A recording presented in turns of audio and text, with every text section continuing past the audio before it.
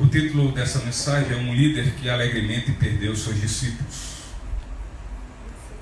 E como falei, trata-se do capítulo 3 de João, do Evangelho de João, e compreenderá a nossa leitura do versículo 22 ao 36. E vamos lê-lo assim que estivermos expondo os versículos. Queridos, eu tenho quase certeza que se fosse feita a seguinte pergunta entre nós, do tipo, excluindo nosso Senhor Jesus Cristo, quem é para você a maior pessoa que já viveu no mundo? Qual seria a sua, qual seria a nossa resposta? Eu creio que, muito por certo, iríamos aqui passar a discutir, pois afinal nós temos parâmetros diferentes quanto à aferição ou atribuição de qualidades e de grandezas aos valores. E sem falar que tendemos sempre em dividir nestes valores. Afinal, nossas referências, muitas vezes, nossos padrões para com os outros são assim. Mas, ao que diz respeito à pergunta, quem poderia ser a maior pessoa que já viveu nesse mundo, excetuando o Filho unigênito de Deus? Quem poderia ser? Eu sei que o nosso Senhor Jesus Cristo, Ele respondeu essa pergunta. E a resposta que Jesus deu não foi Abraão, o grande patriarca da fé. Também não foi Moisés, aquele a quem ele escolheu como servo, que o levantou como instrumento para a libertação do seu povo no cativeiro egípcio. Também não foi Davi, o pastor de ovelhas, o guerreiro valente, e o rei o qual ele ungiu entre todos os maiores, entre todos reis de Israel, ele foi o maior. Mas também não foi Davi, a quem nosso Senhor disse ser o maior homem já existente. Queridos, também não foi o profeta Daniel. E de forma alguma Jesus respondeu dizendo que foi nosso querido profeta evangelista do Antigo Testamento, nosso querido irmão Isaías. Não foi também Josué, o substituto de Moisés. Não foi. E nem tantos outros valorosos e fiéis servos de Deus. Contudo, Jesus disse quem era, e ele diz isso em Mateus 11. Versículo 11 também, logo no início, ele diz: digo-lhes a verdade. Entre os nascidos de mulher, não surgiu ninguém maior do que João Batista.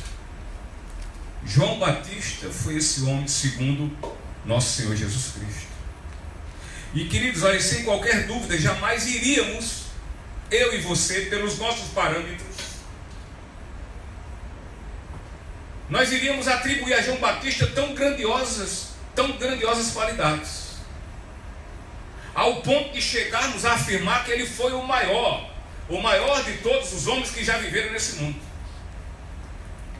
Porque afinal de contas, os nossos valores de referência, de grandeza, não poderiam existir jamais em João Batista. As nossas referências não. Pois ele não vivia no meio dos ricos, ele não vivia no meio dos poderosos, ele nem tinha um grande ministério. Ao contrário, João Batista, ele vivia solitário, ele vivia no deserto, e não em nenhum palacete. João, ele não usava roupas de grife. Ao contrário, ele vestia-se com roupas toscas, rústicas, roupas em pele de camelo. João, queridos, ele também não negociou o propósito de seu chamado por Deus em favor da simpatia e prestígio dos poderosos políticos e dos afortunados da sociedade. Não, ele não negociou em prol da simpatia de absolutamente ninguém. Antes ele confrontou, antes ele antipatizou e também foi antipatizado. Ainda que ofendesse, mas ele não deixou de falar a verdade. E tenho por certo que se fôssemos buscar adjetivos para falarmos do Batista, do velho João Batista, os únicos adjetivos que nós iríamos escolher para ele é que é o bicho bruto, homem flexível,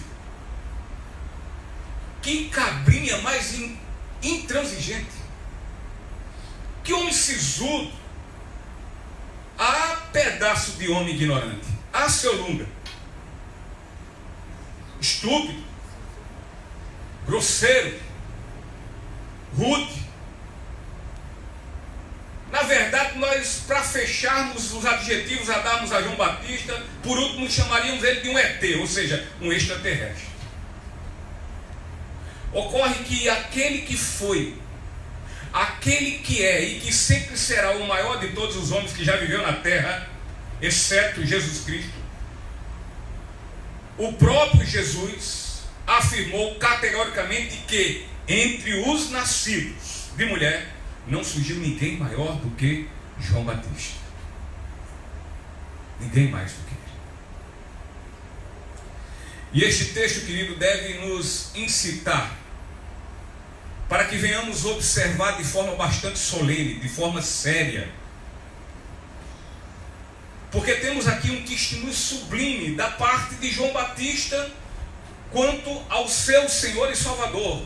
Ele testemunha do seu Senhor e Salvador.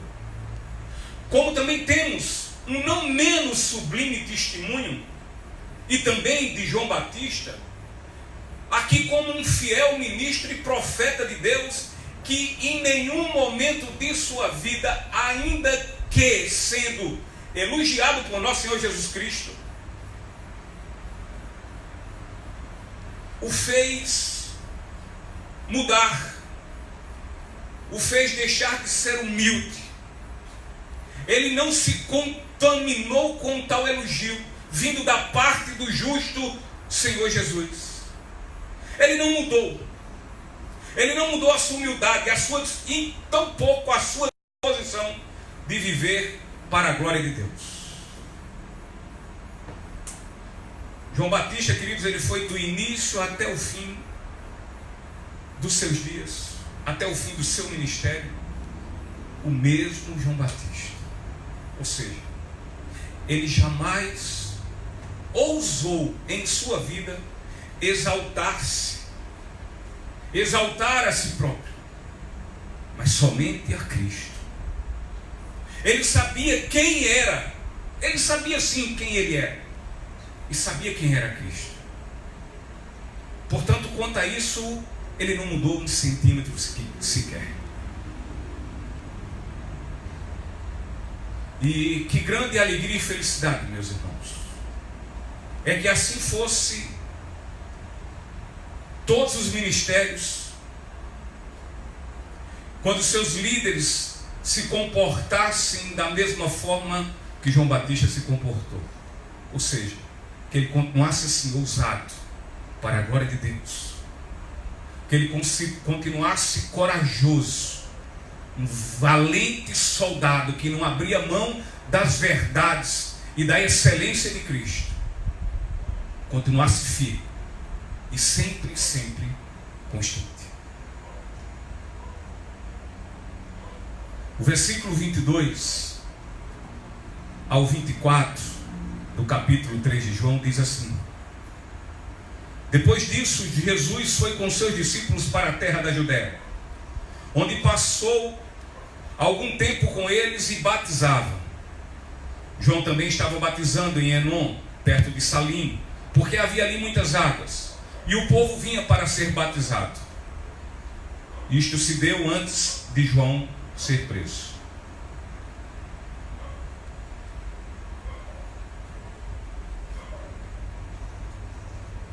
Querido, João, ele nasceu para ser precursor de Jesus.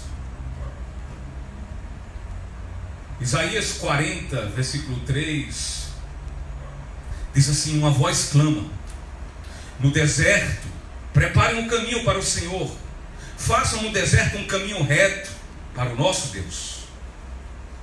Querido, João viria para abrir estradas espirituais. E a abertura dessas estradas, a limpeza dessas estradas, seria a fim de levar o povo judeu ao rei prometido e já pré-anunciado. João Batista, queridos, é o cumprimento desta profecia em Isaías.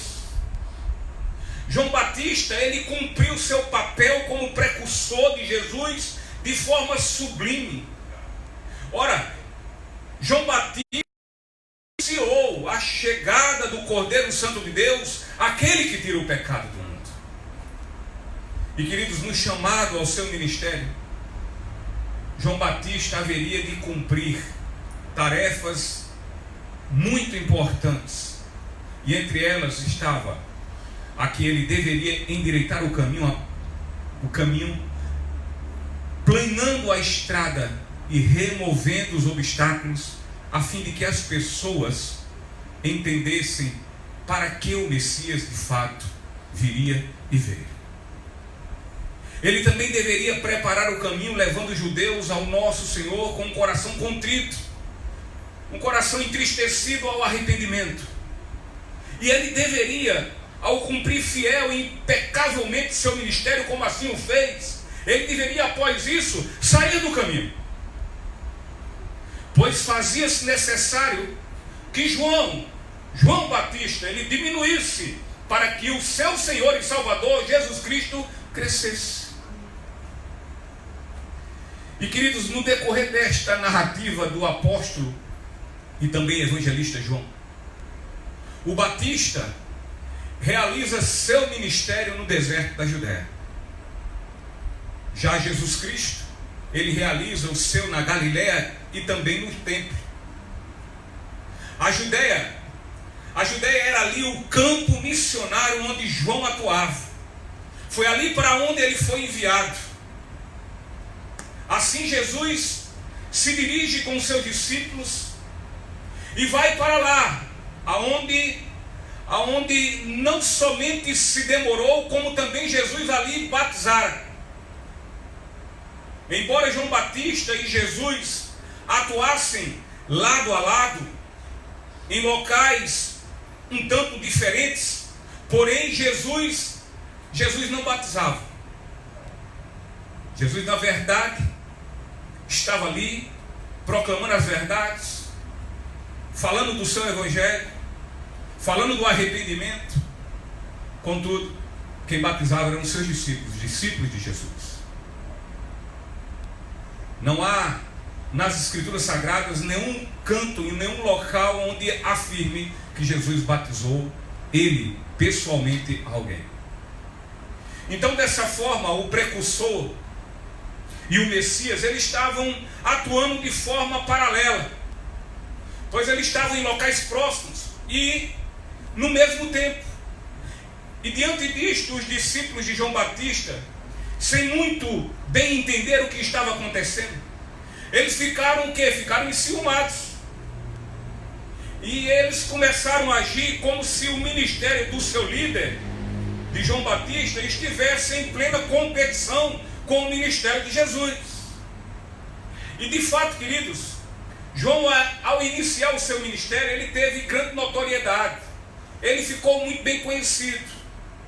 João Batista, ele tinha uma grande popularidade. Já Jesus ainda estava obscurecido. Ninguém o conhecia tanto quanto João Batista. No entanto, quando Jesus surge, João Batista sai da frente para que Jesus seja reconhecido como aquele a quem anunciava, como aquele que ele dizia que haveria de vir um após ele, que era infinitamente maior, o qual João Batista disse ser indigno de lhe desamarrar as alpercatas. E logo logo o Batista seria preso. E olha, não somente preso, ele também seria decapitado. E o motivo disso seria pela sua fidelidade pela palavra de Deus. O motivo dele ser preso e decapitado, ser ultrajado, ser antipatizado, dava-se porque ele não negociava as verdades de Deus. E por ele não abrir mão em favor dos pensamentos, por ele não abrir mão em favor dos sentimentos dos outros, dos credos das pessoas, ainda que estas fossem pessoas importantes de influência, ele foi preso e decapitado. E o versículo 25 ao 26, o texto diz o seguinte: surgiu uma discussão entre alguns discípulos de João e um certo judeu a respeito da purificação cerimonial. Eles se dirigiram a João e lhe disseram: mestre, aquele homem que estava contigo no outro lado do Jordão, do qual testemunhaste, está batizando, e todos estão se dirigindo a ele. E olha, a princípio os discípulos de João Batista, com um certo judeu, segundo a versão NVI, faz com que esse certo judeu possa ser que tenha alguma indicação daquele ser Nicodemos. E então eles iniciam a discussão quanto às questões teológicas, ou seja, quanto à purificação cerimonial. No entanto, deixaram isso logo de lado, porque na verdade não era isso que eles queriam se pegar. Eles não estavam preocupados com essa discussão teológica. A discussão teológica era somente uma desculpa para eles começarem a competir um com os outros. Essa discussão passou a ser uma discussão de ordem pessoal. O batismo era só a desculpa. Agora a coisa era pessoal. A discussão tinha toda referência ao batismo, porém, quanto ao batismo, o batismo que era mais perfeito, ou então o batismo que era mais poderoso, quem era? O de João Batista ou o de Jesus? Essa era a discussão. Só a desculpa. A desculpa para entrar em atrito, para entrar em discussão, para entrar em divergências, para fazer partidarismo. Isso, só o batismo. Essa foi a desculpa. E olha, muito por certo, os discípulos de Batista discutissem na defesa do batismo do seu mestre. Eles estavam defendendo ali o seu mestre, o seu líder. Como também poderia ali estar alguns fariseus, em outra versão dizem outros judeus, podiam estar esses fariseus investindo no meio deles, ciúmes e inveja. Ele diz: olha, eu tenho para mim que esses dois vão se juntar, esses estão juntos. Eu tenho para mim que João Batista e Jesus é tudo do mesmo time. E olha, aquele Jesus não é brincadeira. E com a ajuda de João Batista, aí o negócio vai pegar fogo. Porque João Batista já desde antes falava o que ele vem falando. Então vamos arrumar confusão. Porque dividindo, pronto. Não subsiste reino algum. Cai por terra. Essa foi a intenção da desculpa que gerou aqui essa discussão. Pode ser que os fariseus queriam isso, arrumar encrenca, incitar briga, colocar nos corações divisões.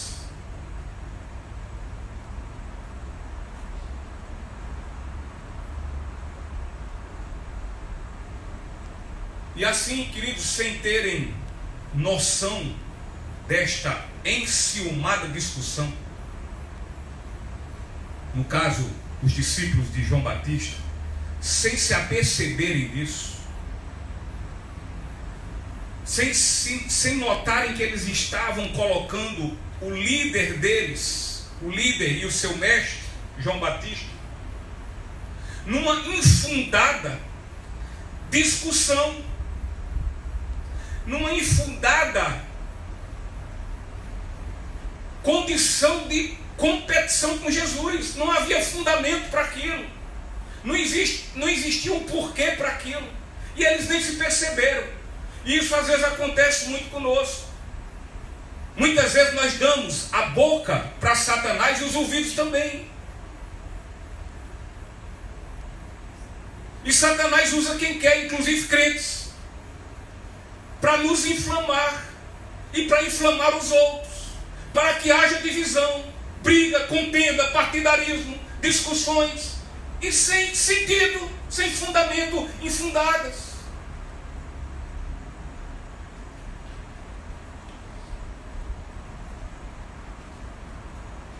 E os discípulos de João Batista não se deram por isso. Caíram na armadilha. Na verdade, queridos, também os discípulos de João Batista estavam profundamente chateados. Este era outro ponto. E chateados por quê? Porque o ministério de Jesus passou a crescer. Veja que coisa sem lógica. Começaram a ficar chateados porque as pessoas sentiam-se muito mais atraídas por Jesus do que por João Batista. E assim todos os discípulos se dirigem a João Batista bastante indignados. Eles se dirigem lamentando-se pelo êxito ministerial do líder deles. Podemos aqui parafrasear o questionamento destes discípulos da seguinte forma. Os discípulos chegam a João Batista e dizem: amado pastor João Batista, tu és o nosso líder acima de tudo. Não é sábio por aí. O teu batismo é magnífico. O teu batismo é lindo, é poderoso. Entendemos que ele é melhor que o batismo daquele outro.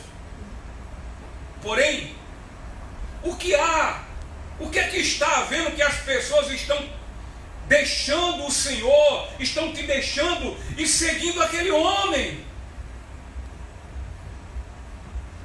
No que João respondeu, testemunhando sobre quem era Jesus, ao ponto de muitos dos seus liderados o deixarem para agora seguir Jesus.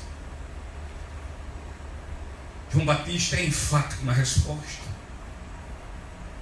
e tão enfático e claro na verdade, que muitos dos seus discípulos, ao ouvir a sua resposta, dizem: até mais, João Batista, vou seguir o meu pastor. Esta reação dos discípulos de Batista tem sido algo bastante corriqueiro nas muitas igrejas de Cristo espalhadas em todo o mundo. É o que mais tem acontecido. Infelizmente, líderes e discípulos têm tido essa conduta de importar-se mais com o crescimento de suas comunidades do que com o aumento do reino de Deus. Só há interesse no investimento e trabalho na obra se os interesses estiverem voltados para os seus próprios umbigos, ou seja, para as suas próprias congregações, para as suas próprias vidas. É como só se alegrassem pela salvação de um pecador, se esse for salvo através de sua denominação ou ainda por uma comunidade local. Via de regra, uma boa parte, pelo menos no nosso Brasil, ou pelo menos eu tenho visto ao nosso redor, muito perto de todos nós temos trabalhos de evangelização, de missões e etc., mas dentro das próprias denominações.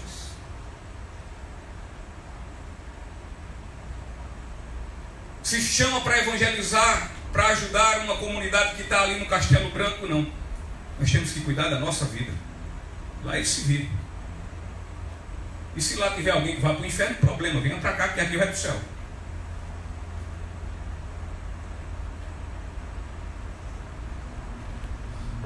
Não se importam se pecadores vão ficar fora do reino de Deus. Não se importam que eles estejam caminhando ao fogo ardente do inferno.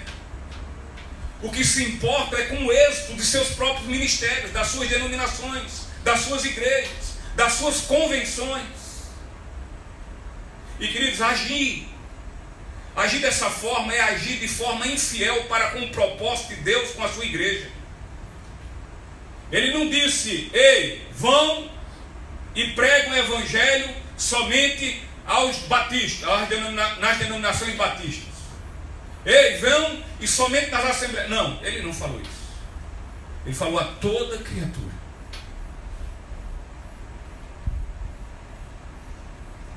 Se agir assim, se nós agirmos dessa forma, nós estamos sendo infiel para com o propósito de Deus, para nós que somos igreja. Se agirmos assim, nós estamos trabalhando contra o reino e não a favor dele. Além do mais, nós ficamos infectando e prejudicando todo o corpo de Cristo a viver esfacelado. Tu ali, eu cá e pronto. E foi sobre isso que Paulo muito exortou a igreja de Corinto. Era sobre esse esfacelamento, sobre esse partidarismo. A igreja de Corinto demonstrava uma igreja dividida pela inveja, pela ciumeira, pelo partidarismo. E olha, cristãos que vivem e pensam dessa forma desonram o cristianismo. Desonram. Se há em uma denominação ou mesmo numa congregação a verdadeira graça, então nós devemos ficar felizes por ela e estarmos dispostos a ajudá-la no que for possível para o bem principal, que é o crescimento do reino de Deus. Filipenses 1, versículo 18. Mas o que importa, diz Paulo, o importante é que, de qualquer forma, seja por motivos falsos ou verdadeiros, Cristo está sendo pregado, e por isso me alegro. De fato, continuarei a alegrar. O que iremos fazer, se Deus quiser, em Sumé, já pela quinta vez? Iremos nos unir a uma outra denominação para proclamar o evangelho a fim de que almas sejam salvas. Para que, sendo salvas, lá sejam discipuladas para fazerem outros discípulos e assim por diante. Que importa se não vai ficar em meio à igreja batista, mas vai para a congregacional. O reino é dos batistas, dos congregacionais, ou o reino é de Deus? Portanto, Paulo aqui em Filipenses, ele nos mostra que sua grande preocupação é que o evangelho de forma fiel seja pregado. Fiel. Não, pastor, mas aqui ele está dizendo por motivos falsos ou verdadeiros. Com relação à motivação daqueles que estão pregando, mas com relação ao evangelho que será pregado, deve ser o fiel. De outra forma, ele está com duas conversas, porque lá em Gálatas ele diz: se vierem com outro evangelho que não for esse, amaldiçoe.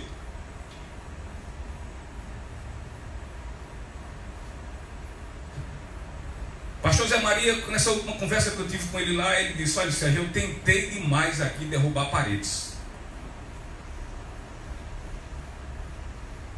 Quando nós vamos fazer uma reforma numa casa, tivemos aqui um problema em um dos locais que nós fomos ver para ficarmos, em Tambaúzinho. Além de muitas paredes que haveriam ser derrubadas, que não seria o problema, mas tinham colunas que precisavam ser. Mas a coluna sustenta, as paredes não. Então, se for para derrubar a parede, nenhum problema, derruba-se a parede. A parede das denominações, das divergências litúrgicas. Não tem ordem de decência? Amém. Derruba a parede, meu irmão. Isso não é coluna. A coluna é o Evangelho. Se houve divergência e a divergência é coluna, aí não dá certo. E é isso que Paulo está dizendo. Não importa batista, não importa congregacional, assembleianos, não importa presbiterianos, importa é que o verdadeiro evangelho esteja sendo pregado para o bem do crescimento do reino de Deus. A alegria de Paulo não era com os pregadores cheios de motivações falsas e egoístas, que tem muito por aí, inclusive os que pregam o verdadeiro evangelho. Mas a preocupação de Paulo era com que este evangelho, o verdadeiro, estivesse sendo pregado. Portanto, só para enfatizar, o apóstolo Paulo jamais se alegraria com a pregação herética, com heresias. Jamais. Você pode depois ler Gálatas 6, versículo do 1 ao 9. Ele vai mostrar lá que ele é contundente contra heresias. Dessa forma, queridos, se o evangelho está sendo pregado, que venhamos nos alegrar, pois haverá sempre, por meio de sua pregação, vidas sendo libertas para o louvor da glória de Deus. Versículo 27 e 28.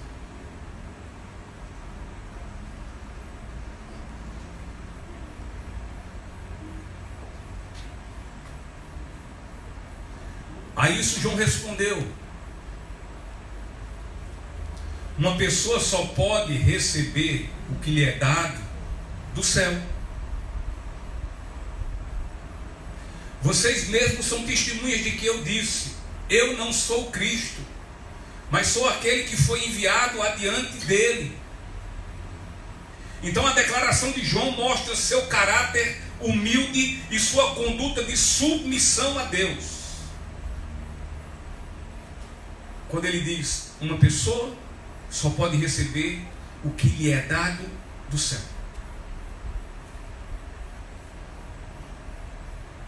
O seu caráter de humildade, prestemos bem atenção nisso, o seu caráter de humildade é visto em sua declaração, se ele está referindo-se a si próprio nessa declaração, como que dizendo que jamais quis ou pretendeu ser uma pessoa importante, e muito menos ainda quanto à suma importância de nosso Senhor Jesus Cristo. Então, se essa declaração que ele diz, uma pessoa só pode receber o que lhe é dado do céu, se ele está se referindo a ele, a si próprio, tudo, João Batista quer dizer tudo quanto fez, o que inclui o batismo que realizava, tudo sem exceção, que lhe foi dado, veio do céu, veio de Deus. Se era autoridade, veio de Deus. Se é a graça, veio de Deus. Se é a provisão, veio de Deus. Se os bens vieram de Deus. Se o ar que respirou e irá respirar, veio e virá de Deus. E não só isso, mas também uma relação infinita de coisas vieram e vão vir de Deus. Portanto, João se coloca aqui de forma humilde, mostrando o seu caráter como homem que era cheio do Espírito Santo de Deus. Humildade. Não tenho nada, mas o que eu tenho veio de Deus. Se é meu ministério, não é meu, mas veio de Deus. Se são meus bens, como aqui eu falo, João, qual era o bem que ele podia ter? As roupas de camelo, de pele de camelo. Mas ele tinha certeza que, ainda sendo aquelas as roupas, veio de Deus. conduta de João quanto à sua submissão, quanto a ele se submeter à autoridade de Cristo, é refletida na sua declaração, nesta mesma declaração, quando ele a diz, mas se referindo a Cristo. Quando ele faz referência a Jesus, pois o sucesso e popularidade singular, ímpar, visto no ministério terreno de Jesus, mostra que de fato ali está aquele a quem João Batista anunciava que estava vindo, visto que ali estava o Cordeiro Santo que foi dado graciosamente do céu, graciosamente por Deus. Sendo assim, João Batista tinha toda a plena consciência que tanto o seu menor ministério, quanto o supremo ministério de Jesus foi dado do céu. Portanto, vinha só e somente só de Deus. Só de Deus. Assim, queridos, a aceitação de um ou outro ministério pelos homens é dádiva de Deus. Nenhum homem poderá receber coisa alguma sem que do céu Deus lhe dê. Ninguém. E João Batista ele adverte seus discípulos como que lhes dissesse da seguinte forma: queridos discípulos, tenham cuidado, mas muito cuidado com a ciumeira, com a inveja, pois vocês se esqueceram o que eu já lhes tinha lhe dito, que este que vocês se referem como aquele homem é aquele que haveria de vir depois de mim e é superior a mim, pois já existia eternamente antes de mim. Amém. Portanto, lembrem-se que também lhes havia dito, eu já lhes havia dito, eu não sou o Cristo. Agora este que vocês chamam aquele homem, aquele é o Cristo. A ele prestem então honra, glória e louvor, e não a mim ou qualquer outro, somente a ele. Eu, João Batista, não sou digno nem de lhe desamarrar suas altercatas. Por isso, queridos, foi exatamente por isso, por essa conduta, essa postura, que Jesus considerou João Batista o maior desde Adão. Humildade e obediência, subordinação. 1 Pedro, no capítulo 5, versículos 5 e 6.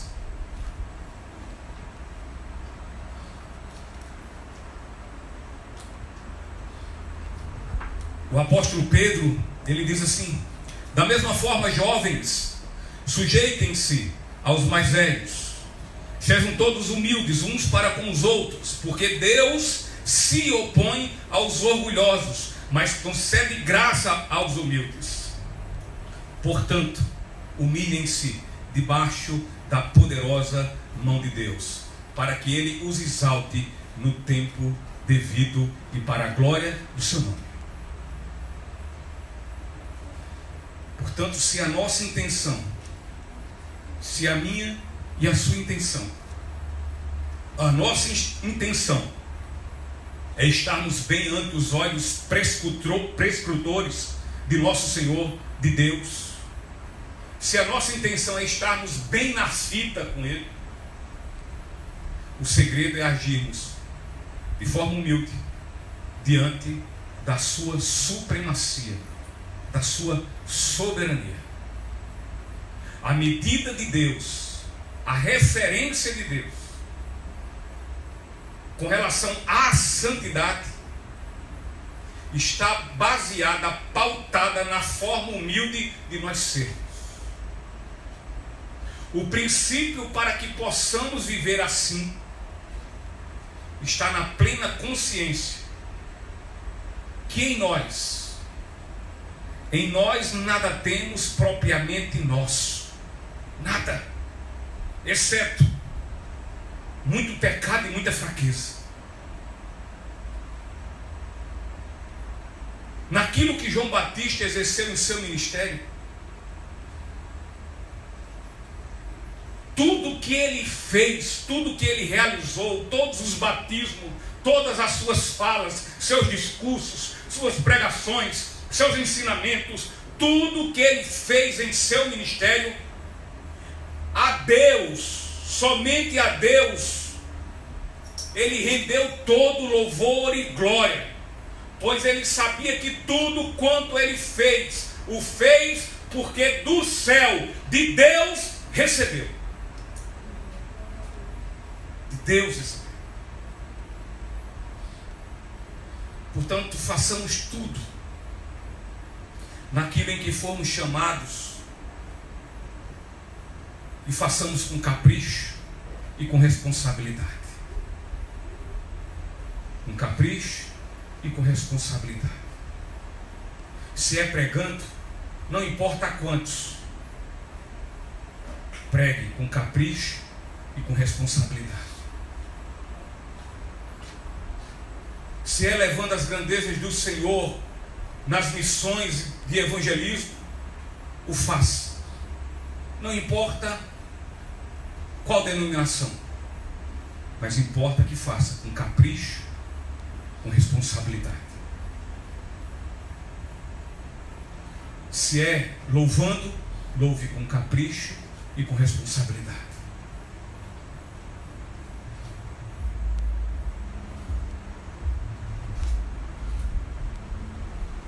Agora, contudo, ainda havendo capricho e responsabilidade, que haja humildade. Porque muitas vezes tem capricho e tem responsabilidade, mas não temos humildade. Não fazemos para Ele, não fazemos por Ele, fazemos para a nossa própria glória, para o nosso sucesso, para o que possam dizer de nós, e não para o que possam dizer de Cristo. A honra sadia, a honra pura, é aquela que vem da humildade. Nesta terra, como diz aí os sertanejos, nessa terra de meu Deus, nenhum outro homem foi honrado de tal forma por Cristo, senão aquele que de forma humilde falou: é necessário que ele cresça e que eu diminua. Será que nós temos essa máxima em nossas vidas? É necessário que ele cresça para que eu diminua. Versículo 29 e 30.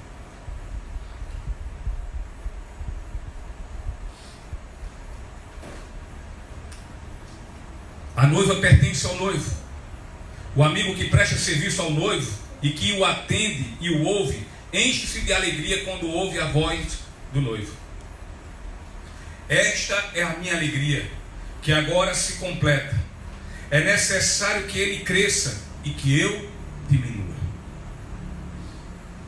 Então João deve ter imaginado consigo mesmo como as suas ovelhas não prestavam atenção devida nas suas ministrações e em especial nas questões de maior relevância.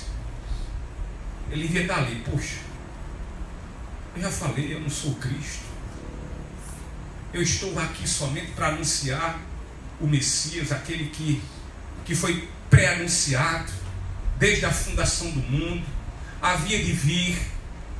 Ele está à porta, ele está aqui, Ele chegou, é isso que eu vim fazer. Eu disse a eles que eu não era Cristo. Eu disse a eles que esse que haveria de vir, este que está ali, que eles me viram do outro lado conversando com ele. Ele nos disse que eu não sou digno de lhe amarrar, de desamarrar as suas alpercatas. Eu lhes disse: o que é que esse povo tem que não me ouve? Devia ser a inquietação dele, o trauma.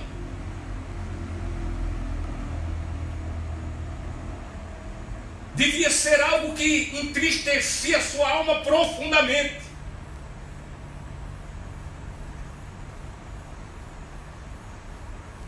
Nem o mais importante eles têm atenção. Ou senão ele imaginou que eles não entenderam. Eles não entenderam para que propósito Deus o fez existir no mundo. Eles não entenderam. Ou seja, eles queriam fazer dele um rei, um senhor, um Deus, como muitas pessoas têm feito com homens pecadores, deuses. Confiam muito mais neles do que em Deus. Muitas vezes se submetem mais à palavra de um pastor do que na palavra de um Deus, do próprio Deus.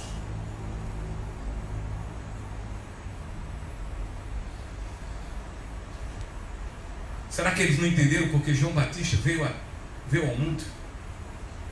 Afinal, Batista já havia lhes dito que não era o Cristo. Ele tinha dito: eu sou só o precursor, eu sou um servo somente.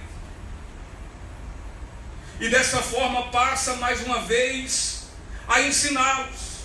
Vamos lá, gente, então vamos ouvir, atentem ao que eu vou dizer.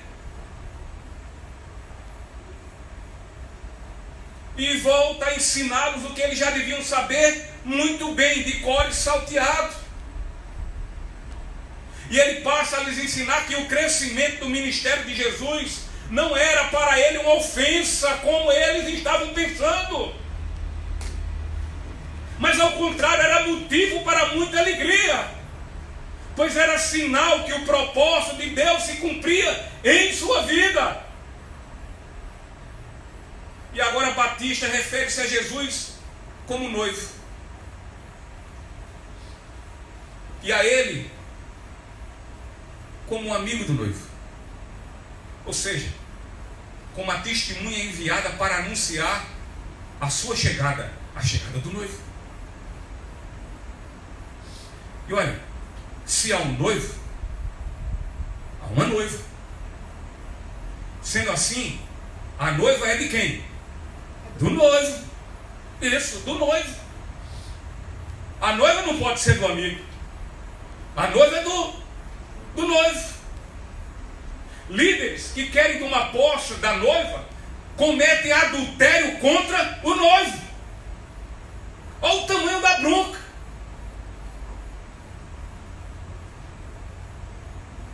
Dessa forma, aqui está mais uma vez a resposta a toda a inquietação, a todas as perguntas, a inquirição dos seus discípulos. Ou seja, parafraseando João Batista, podemos dizer assim: veja, aquele a quem vocês se referem, aquele é o noivo, e eu sou somente o amigo dele. Eu sou somente o seu anunciador. No meio judaico, no casamento judaico, tinha isso. A noiva ficava num determinado recinto, num quarto, para que quando o noivo chegasse lá, fosse anunciado pelo seu amigo. E quando o noivo aparecesse, anunciasse. Aí vem o noivo e ele saía de lado, para que o noivo agora passasse. Então João Batista, ele diz: olha, ele é o noivo, eu sou só amigo do noivo, o seu anunciador. E todos estes que estão indo a ele, estes são a noiva. Dessa forma, não se preocupe, não tem nada errado, está tudo muito certinho, está redondinho. A coisa está engrenada. Está tudo ocorrendo conforme o propósito de Deus. Queridos, com grandes maravilhas poderíamos extrair deste texto. É uma pena não termos tempo disponível para ouvirmos. São palavras excelsas. São palavras em nada comparada a quaisquer outras que honram o nome de nosso Senhor. Foi para João aqui um grande e inigualável prazer, como amigo que presta, como ele diz no texto, como amigo que presta serviço ao noivo, que o atende e o ouve. Para ele pense uma bênção aquilo tudo. O ministério dele esvaziando, mas as pessoas correndo para Cristo.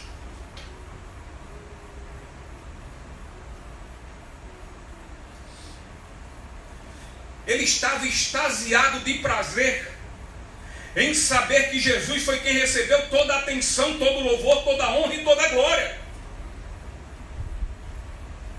A alegria do nosso querido João Batista cumpriu-se quando ele diminuiu e Jesus cresceu. Que possamos lutar de forma perseverante para que em tudo tenhamos o mesmo entendimento de Batista. Ainda que nunca sejamos capazes de exaltá-lo. Exaltá-lo, quando eu falo exaltar a Deus, a Cristo, tanto quanto Ele merece. Por mais que nós lutemos, queremos exaltá-lo, o que fazemos ainda é muito pouco. Ele merece mais.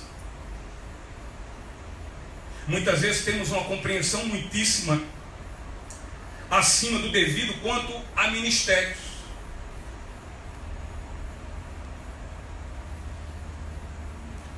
Damos uma grandiosidade à igreja tal, à igreja X, ao meu ministério, ao ministério de fulano.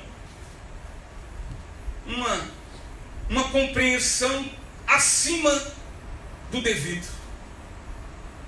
Às vezes as denominações, não, porque os batistas, ao outro porque os presbiterianos, não, porque isso, porque aquilo, porque os assembleanos, enfim, acima do devido. Damos também valores acima do devido a ritos. Não, hoje eu vou para a igreja porque afinal de contas hoje é cedo. Só vem porque é cedo. Só vem por conta do rito. É um valor acima do devido. Hoje eu vou porque é o pregador fulano de tal. Não é aquele careca abusado e chato.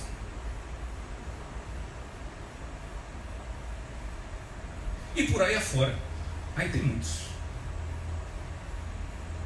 No entanto, queridos, quanto a nosso Senhor Jesus Cristo, por mais que nós venhamos nos esforçar para exaltá-lo, nós fazemos muito aquém do que lhe é de fato devido. Nós vamos amar e temos amado muitas pessoas e coisas também de forma exagerada. Contudo, nós seremos sempre incapazes, por mais sincero que sejamos, de amar a nosso Senhor Jesus Cristo como de fato Ele merece. Amamos a nós mesmos acima do devido. Amamos os nossos pais acima do devido. Amamos nossos filhos acima do devido. Amamos nossos bens acima do devido. Amamos nossas profissões, nossas empresas, nossos empreendimentos acima do devido. Amamos nossos estudos acima do devido. Mas quando é para amar a Deus, amamos sempre a quem? E mesmo que eu e que você nos esforcemos, sejamos puramente verdadeiros no amar a Cristo, deixa eu dizer uma coisa, nem eu nem você ainda o amamos como de fato é devido a Ele. Nunca.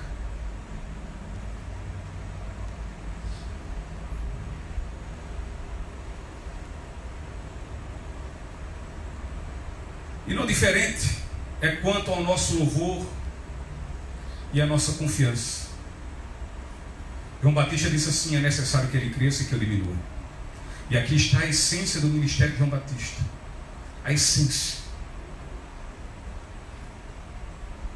Aqui está o miolo do seu ministério. Seu esforço, sua abnegação, sua coragem, sua fidelidade e a sua própria vida foram para que ele trabalhasse de forma ininterrupta, a fim de que Jesus fosse conhecido por muitos homens e mulheres, para que estes compreendessem qual o tamanho, qual a largura, qual o comprimento, qual a altura e a profundidade do seu infinito e inigualável amor.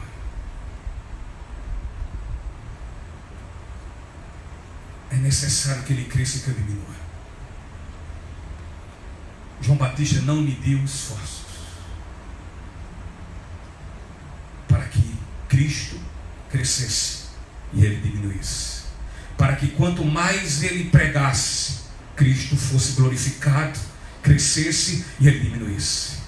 Quanto mais ele varresse o templo, Cristo crescesse e ele diminuísse. Quanto mais ele fizesse todas as coisas a qual o Evangelho, o manda, o ordena que ele faça e que nós venhamos fazer, mas que Cristo em todas essas coisas crescesse e ele diminuísse. Ele não fez nada para a sua vanglória. Ele não quis reconhecimento de homens, somente o de Deus. E assim estas lutas, essas abnegações, possam da mesma forma nós colocarmos em prática, para que Cristo cresça e que nós venhamos diminuir.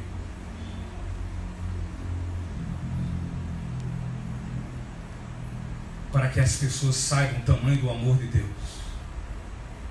E sabendo o tamanho do amor de Deus, façam da mesma forma que nós temos apresentado e que João Batista fez. O pastor William MacDonald, quanto a isso, ele diz o seguinte: um servo de Cristo que procura atrair a atenção para si mesmo pratica realmente uma forma de deslealdade. E Thomas Watson, ele diz algo maravilhoso. Ele diz assim: a visão da glória de Deus produz humildade. As estrelas somem quando o sol aparece. Louvado seja o nome do Senhor. O céu está estrelado, o sol nasce, toda a beleza das estrelas se apagam e só se vê o esplendor da glória do sol. Glória a Deus. Do poder do sol. Portanto, quando pregamos a Cristo, que ao pregarmos ou fazermos qualquer coisa para Ele, ao Ele surgir, nós nos apaguemos e somente brilhe a luz gloriosa e poderosa do Filho de Deus. Pastor John Charles Wright, já ele diz assim: Jesus é digno de toda a honra que lhe podemos oferecer. Nos céus ele é tudo. Vigiemos para que na terra ele seja tudo em nossos corações. Versículo 31 ao 33. Aquele que vem do alto está acima de todos. Aquele que é da terra pertence à terra e fala com quem é da terra. Aquele que vem do céu está acima de todos. Ele testifica o que tem visto e ouvido, mas ninguém aceita o seu testemunho. Aquele que o aceita confirma que Deus é verdadeiro. Jesus, queridos, é a testemunha da verdade. É a testemunha de Deus na terra. Visto que aquele que vem do alto está acima de todos. Jesus não somente foi chamado do céu, Jesus não somente recebeu o poder do céu, mas Jesus ele veio do céu. Portanto, a afirmação que Jesus vem do alto tem como propósito de mostrar que ele tem sua origem no céu. Dessa forma, é soberano sobre tudo e sobre todos. E então, ao dizermos e crermos nisso, você crê nisso? Quando dizemos e cremos nisso, nós assentimos, nós concordamos que Jesus é Deus. É Deus. E aí está o problema no meio dos judeus. E ainda hoje está. Pelo menos no meio daqueles que não creram.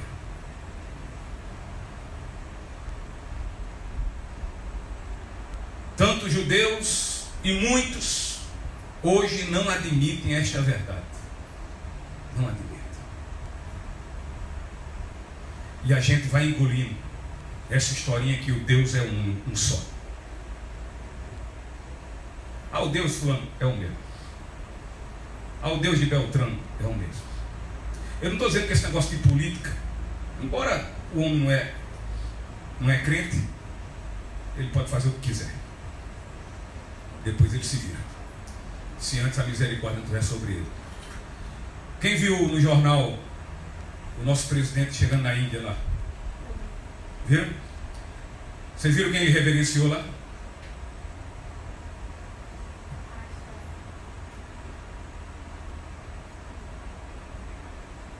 O sepulcro de Gandhi.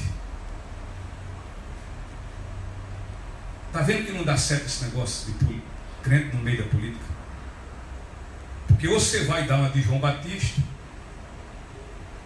Eu não me rendo, eu não me baixo. Tudo bem, eu respeito sua fé, mas não me faça me prostrar diante dele. Eu só vi não fazer isso, foi Daniel. Vai para as cordas do leão, me mande, mas eu não oro aos seus deuses. Eu não me prostro a eles.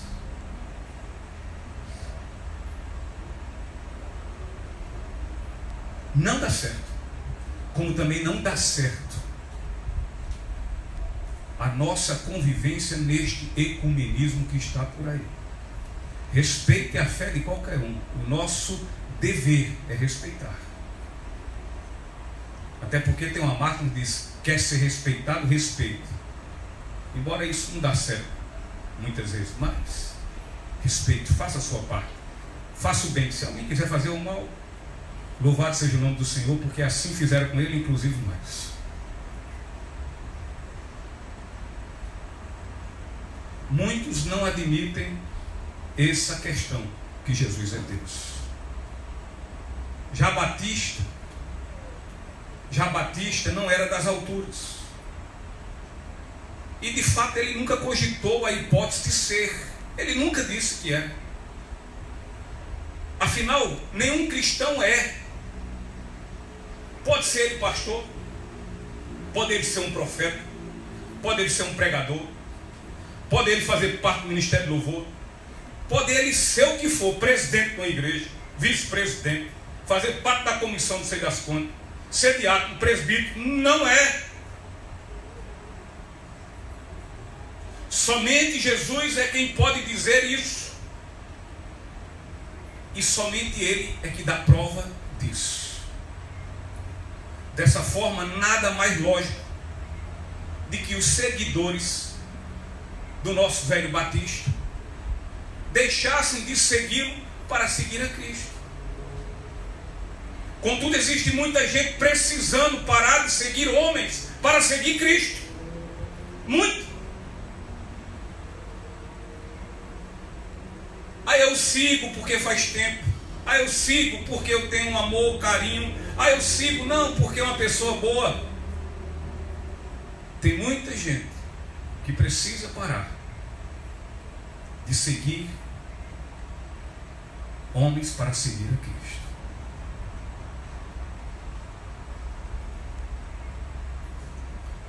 Jesus testifica o que tem visto e ouvido, e o faz com autoridade. Somente os que fazem a vontade de Deus é quem poderão atestar que o que Jesus ensina é verdadeiro e vem de Deus.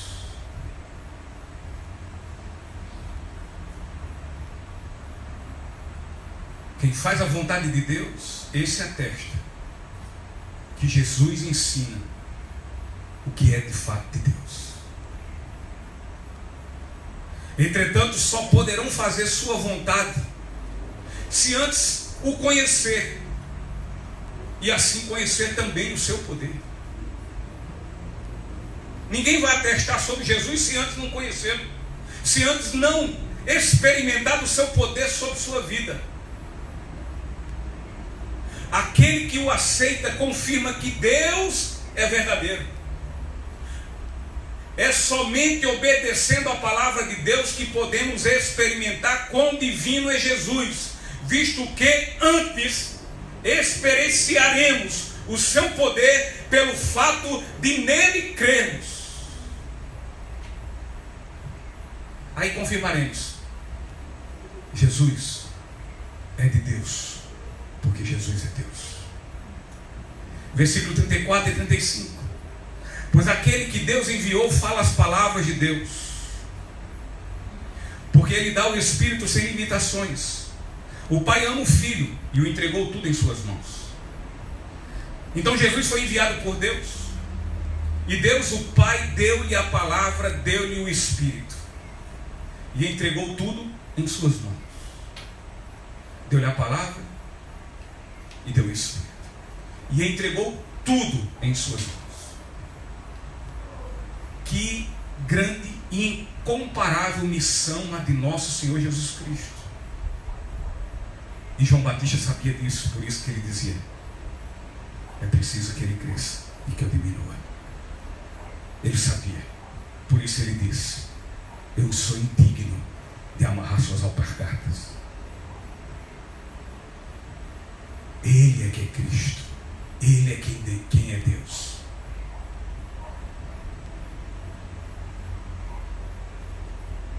Contudo, uma porção são aqueles que rejeitam esse testemunho, o testemunho de Jesus. Lá no versículo 32 atrás, onde nós já lemos, na segunda parte diz assim: mas ninguém aceita o seu testemunho. A expressão ninguém aqui não pode ser entendida de forma literal, mas de forma generalizada.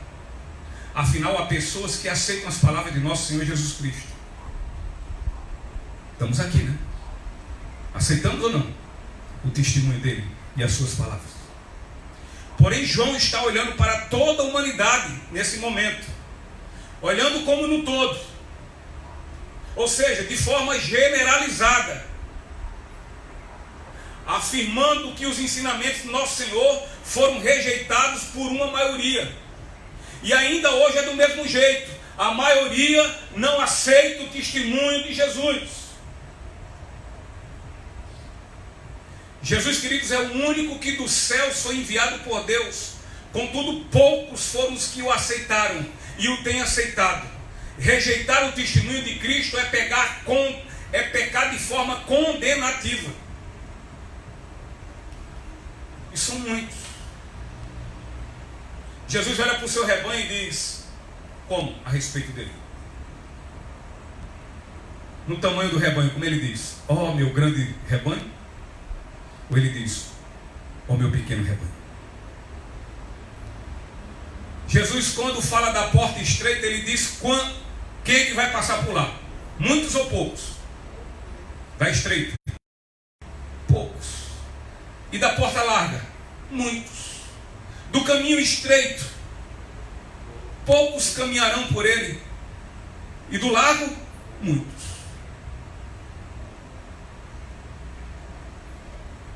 Em Romanos 7, 21 ao 23, Jesus fala que muitos irão a ele e lhe dirão: Senhor, Senhor.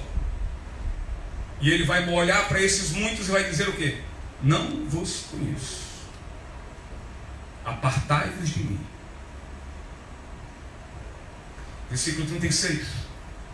Quem crê no Filho tem a vida eterna, já quem rejeita o Filho não verá a vida, mas a ira de Deus permanece sobre ele. Se aceitarmos o testemunho de Jesus, poderemos escapar da justa ira de Deus. Este versículo caminha lado a lado com o versículo 18, que ficou mais atrás, na final da conversa com Nicodemos, quando ele diz: quem nele crê não é condenado, mas quem não crê já está condenado, por não crer no nome do Filho unigênito de Deus.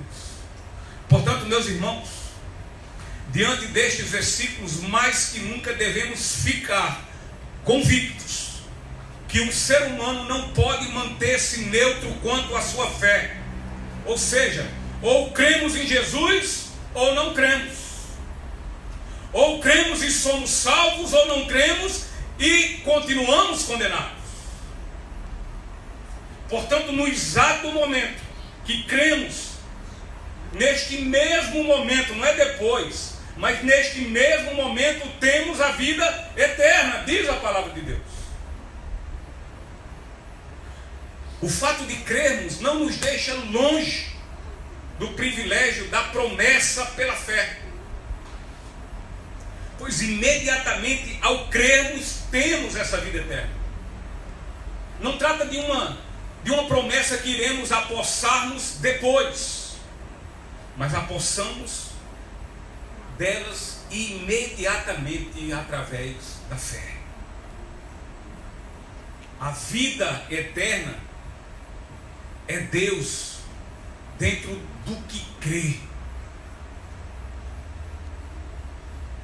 É a certeza do seu habitar em nós, da sua existência em nós.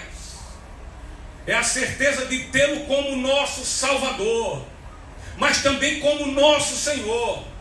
É a certeza que Ele agora é quem gerencia, é quem governa, é quem preside as nossas vidas.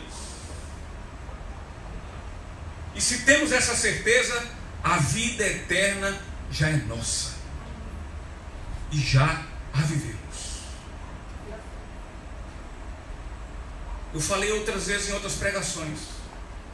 Você se lembra que a nossa vinda à igreja, reunirmos como congregação, é um ensaio, é uma amostrazinha grátis do dia que as trombetas vão tocar?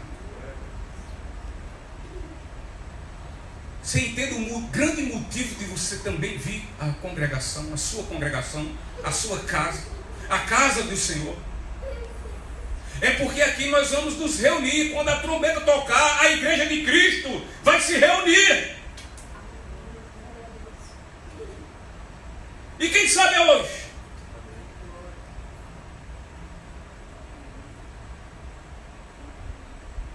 A vida eterna é de Deus.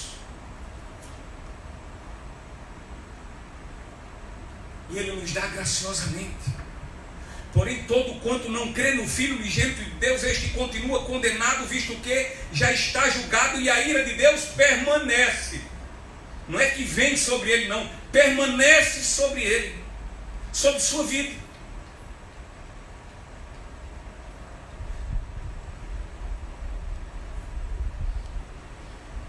Estamos aqui diante de uma maravilhosa verdade, que é o excelso privilégio que o Evangelho oferece.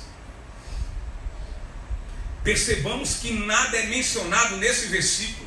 Vejam bem, nada é mencionado nesse versículo sobre guardar a lei. Nada é mencionado nesse versículo sobre obedecer ordenanças. nada nesse versículo é mencionado sobre ir fazer parte de uma igreja. Nada nesse versículo é mencionado de sermos caridosos, de fazermos coisas boas. Nada nesse versículo fala sobre essas coisas.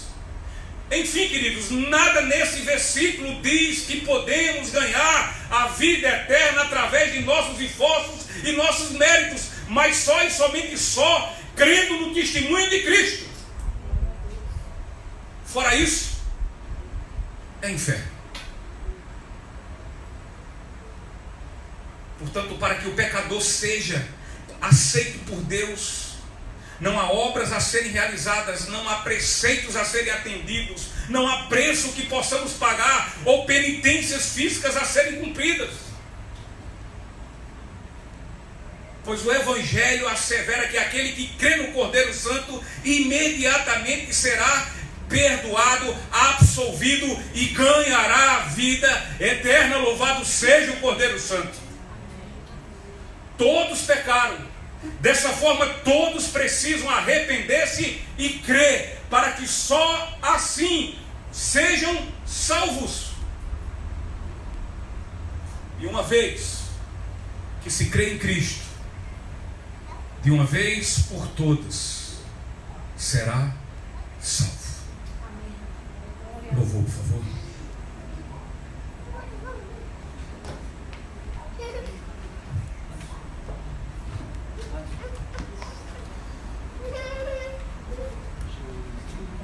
E concluo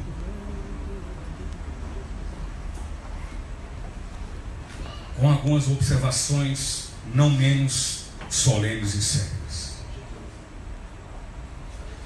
Se a fé em nosso Senhor nos dá graciosos privilégios, opostamente a isto, nos remete a sabermos que estamos em terrível perigo. Pois ao tempo que ao que crê o céu lhe está disponível, ao que não crê o inferno lhe está como a sua habitação eterna. Gente, é muito sério isso.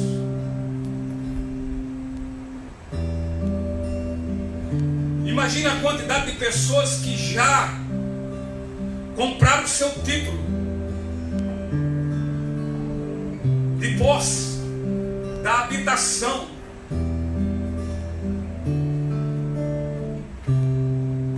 no inferno, no eterno inferno.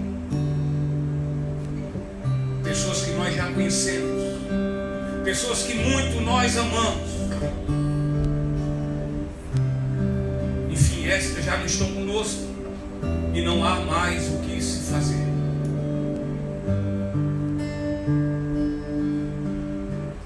Mas nós temos perto de nós,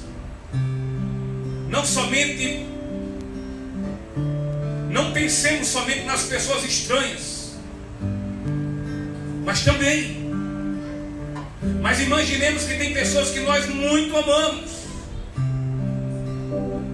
e que não tem recebido o testemunho de Jesus.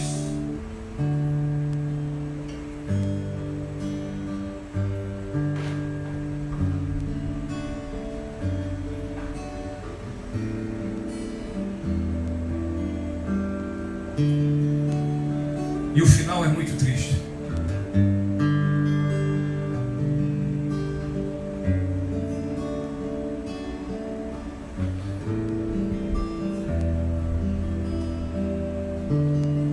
O Senhor tem tido misericórdia. Há 2000 anos Ele tem tido misericórdia.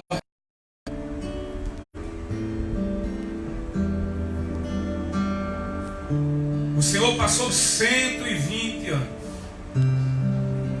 para inundar toda a terra. E o Senhor, há mais de 2000 anos, Ele tem tido misericórdia.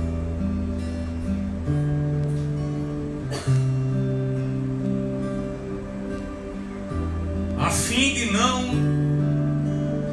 mais jogar água mas fogo sobre toda a terra.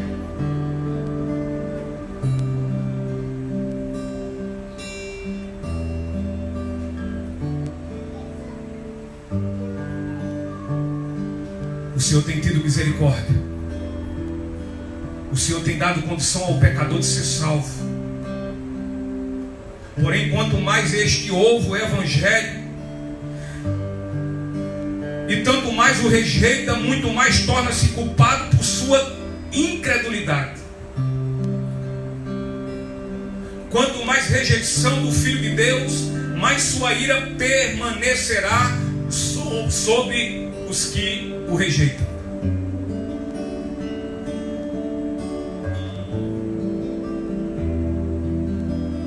A estes fica o recado, aos que não creram ainda, para que se arrependam e peçam perdão a Deus, e dele receba a graça, a única que pode salvá-los. Mas fica também aqui um recado, acho que já ficou durante toda a mensagem, para os cristãos. Se cremos e aceitamos o testemunho de Cristo, evidentemente Ele é fiel e promete e cumpre. Então receberemos bênçãos graciosas por isso. Mas olha, precisamos entender que há um preço para vivê-los. Para que nascêssemos como filhos de Deus, escutem bem isso, para que nascêssemos como filhos de Deus, Jesus teve que morrer. Para você falar, pensar, ter certeza, convicção de que você é o Filho do Deus Todo-Poderoso, Jesus morreu. Meu Deus, até que ponto isso é pouco?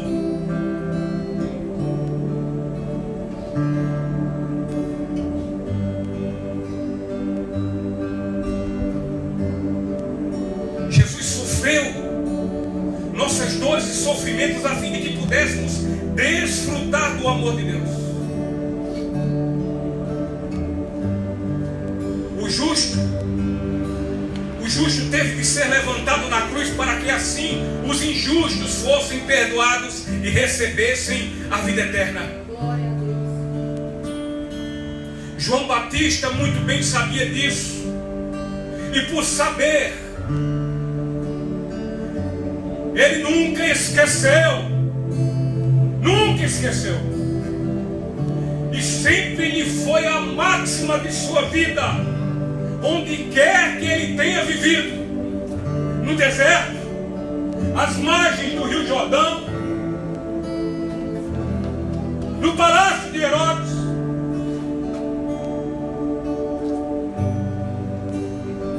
ele sempre foi o mesmo e não esqueceu.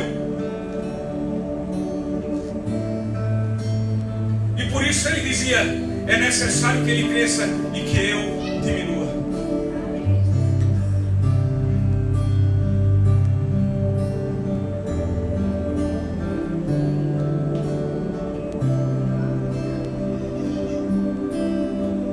Ele não olhou para o seu tempo, e se olhou, ele disse: meu tempo é de Deus. Ele não olhou para as suas posses, antes ele abnegou-se de todas elas e todos os prazeres desse mundo, ao contrário de muitos crentes que não se abnegam dos prazeres desse mundo em favor de Cristo, a quem dizem que é seu Salvador. Não se abnegam do seu orgulho, não se abnegam das suas vontades, dos seus desejos, dos seus sentimentos, em prol da glória de Deus. Mas ele aguentou as injustiças, porque ele disse: é preciso que eu diminua para que o meu Senhor cresça.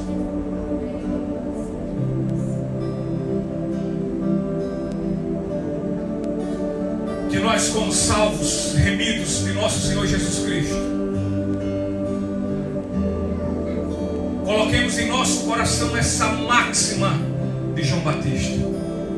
E lembremos toda vez que nós queremos dar vazão aos nossos desejos, às nossas vontades,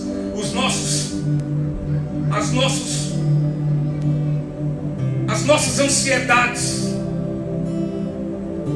sejam elas quais forem, aos nossos prazeres, dos mais baixos e imorais, aos prazeres que sejam qual forem, mas que nós passemos a bradar em nosso coração e dizer: é preciso que eu diminua, a fim de que o meu Senhor cresça, para o louvor da glória de Deus.